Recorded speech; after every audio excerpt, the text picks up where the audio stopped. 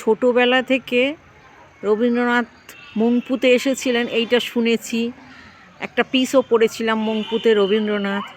আজকে রবীন্দ্রনাথের সেই মংপুর বাড়িতে এসেছি, আমার ভীষণ আনন্দ হচ্ছে।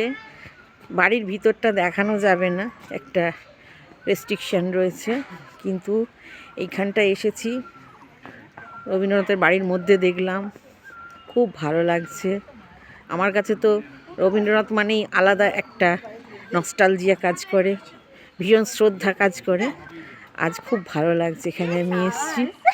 আমার হিয়ার মাঝে লুকিয়েছিলে, দেখতে আমি পাইনি তোমায়, দেখতে আমি পাইনি। বাহির পানে চোখ মেলেছি, বাহির পানে